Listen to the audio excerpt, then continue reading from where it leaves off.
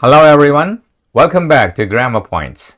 Today we talk about whether and if, focusing on the limitation of if when it is used instead of whether. 오늘의 주제는 명사절 접속사 whether와 if입니다. whether를 대신해서 if를 쓸 수 있는 경우가 있는데 이때 주의해야 할 점이 있습니다. 요 네 문장을 보시면 I don't know whether I'll go there or not. whether I'll go there or not. 이거 맞고요. whether를 대신해서 if를 쓰고 I don't know if I'll go there or not. 그래도 맞습니다. I don't know whether or not I'll go there는 맞지만 if or not 연세가 연달아 오면은 맞지 않습니다. whether or not의 연세는 가능하지만 if or not의 연세는 가능하지 않습니다. 그 외에도 두세 가지 if를 쓸 수 있는 환경이 있음을 보이고 여기에 대해서 논의를 하고자 합니다. 먼저 오늘의 이야기는 명사절 접속사로 쓰인 if, whether로 제안을 합니다.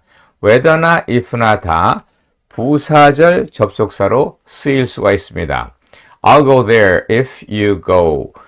이건 조건이죠. 당신이 간다면 나도 그곳에 가겠다. 두 번째 문장 I'll go there whether you go or not.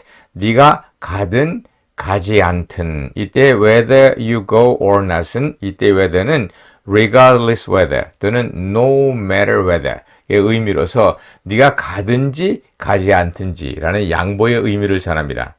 하지만 부사절 접속사로 쓰였을 경우에는 if와 whether가 확연히 의미 차이가 나기 때문에 혼돈의 여지가 없습니다.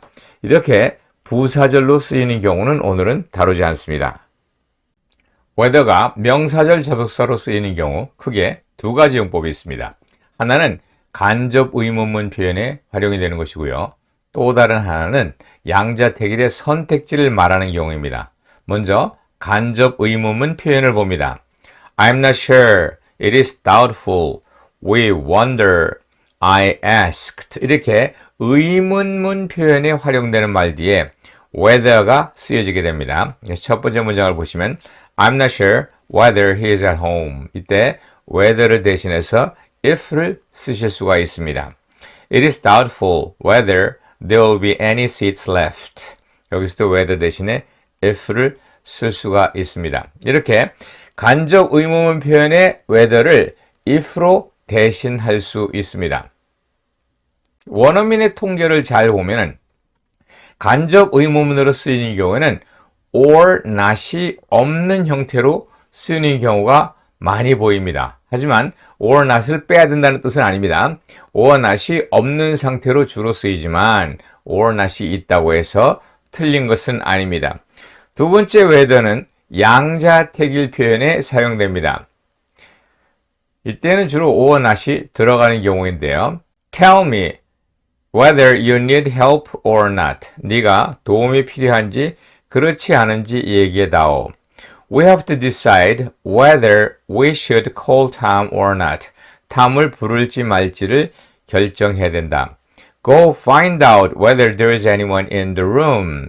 혹시 방에 누가 남아있는지 확인을 해보아라. 이렇게 양 있는지 없는지 or not이 많이 들어가는 경우 아니면 or 하고 다른 것이 들어가는 경우 이렇게 양자택일의 표현에서도 whether를 대신해서 if를 쓸 수가 있습니다.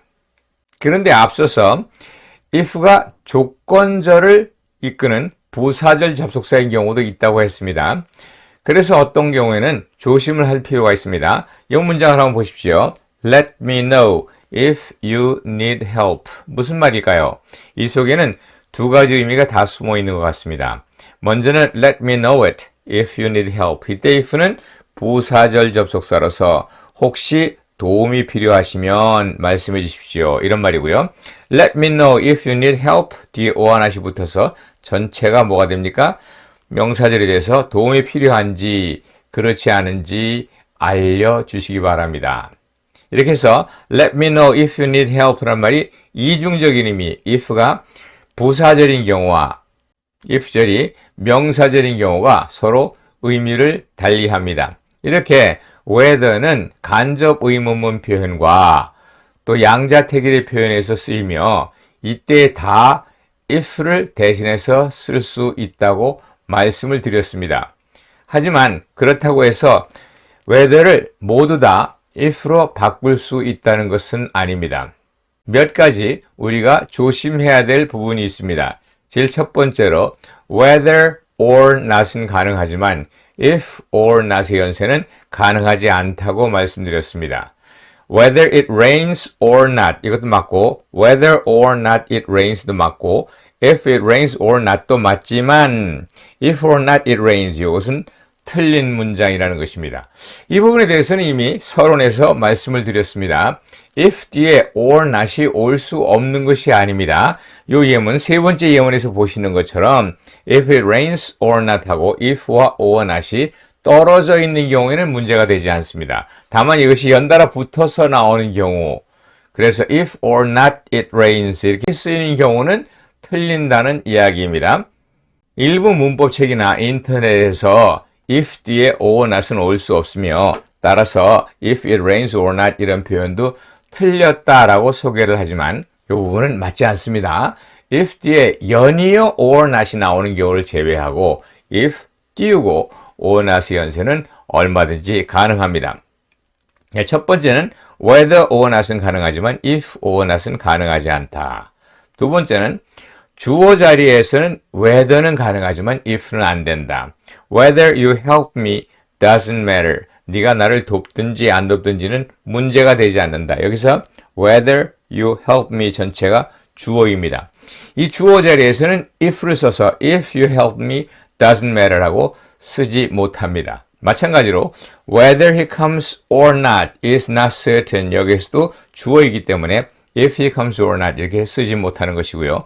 심지어는 진주어 가주어 구문이 되어서 it does not matter whether he comes 그가 오든 말든 상관이 없다 이렇게 쓰이는 경우에 이 whether를 대신해서 if를 쓸 수가 없습니다. 혹시라도 여기에서 it does not matter if he comes 라는 이 문장이 맞는 문장이 아닌가, 이거 가능하지 않은가 이렇게 생각이 들 수 있을 것입니다. 예, 물론 이 문장은 가능한 문장입니다. 하지만 이 경우는 이미 앞에서 제가 말씀드린 것처럼 if가 명사절 접속사가 아니라 부사절 접속사로서 그가 온다면 그것은 문제가 되지 않는다라는 그런 의미로 이것은 부사절 접속사, 요 it는 가주어가 아니라 3인칭 대명사입니다. 그렇기 때문에 이 문장을 보고 if가 주어 자리인데도 if가 올 수 있다 이렇게 생각하시면 안 됩니다. 세 번째로는 전치사의 목적어 자리에서는 whether는 올 수 있지만 if는 안 된다. 그래서 I'm not interested in whether you come or not. 이때 이 whether를 if로 바꿀 수 없다. There is uncertainty about whether he is here to help us. 그가 우리를 돕기 위해서 이곳에 왔는지에 대해서는 뭔가 확실치 않은 점이 있다. 이럴 때도 about whether 이 경우는 whether를 if로 쓰지 못합니다. 앞서서 주어 자리에서는 whether를 쓸 수 있으나 if를 쓰지만 안 된다. 또 두 번째로 전치사 목적어 자리에서는 whether는 가능하지만 if는 안 된다. 뭐 이렇게 설명했습니다. 이 두 개를 묶어보면은 어떤 다른 문법책에서처럼 if는 whether를 대신할 수 있는 것이 오직 언제냐? 타동사의 목적어 자리에서만 whether를 대신하여 쓸 수 있다. 이렇게 2번과 3번을 묶어서 설명하기도 합니다. 예, 그 방법도 틀리진 않습니다만은 그래도 중요한 사실은 의문사로 시작되는 whether와 의문사의 범죄에 속하지 못하는 if의 차이를 알기 위해서는 주어 자리와 또 전치사의 목적어 자리 이런 것을 구분하는 것이 필요할 것이라고 봅니다. 마지막 네 번째 경우입니다. 네 번째 경우 to 부정사 앞에서는 whether는 가능하지만 if는 안 된다. I haven't decided whether to meet him or not. 이렇게 whether to meet him or not. 이것은 whether I should meet him or not을 축약을 한 것입니다. 이렇게 whether절이 축약돼서 whether plus to 부정사로 되어 있는 경우 이 경우에는 이 whether를 대신해서 if를 쓰지 못합니다. 아래의 경우도 마찬가지입니다. 그래서 I haven't decided if to meet him 이렇게 쓰거나 I don't know if to choose Tom or Bill 이렇게 쓰면은 이 문장은 둘 다 틀린 문장이라는 것을 알아야 됩니다. 이 부분은 축약의 원리를 알면 좀 이해하기가 쉽습니다. What I should do가 what to do가 되듯이 whether I should meet him 이것이 whether to meet him 이렇게 축약이 되는 것입니다.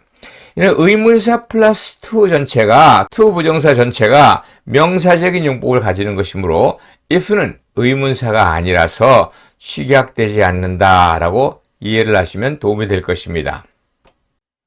오늘은 whether가 명사절 접속사로 쓰인 경우에 if로 바꾸어 쓸 수 있긴 하지만 그렇다고 항상 모든 whether를 if로 바꿔 쓸 수 있는 것이 아니라 if는 그 자체가 그 분포가 제한이 되어져 있다 하는 점을 살펴보았습니다. 요약하면 이 네 가지죠.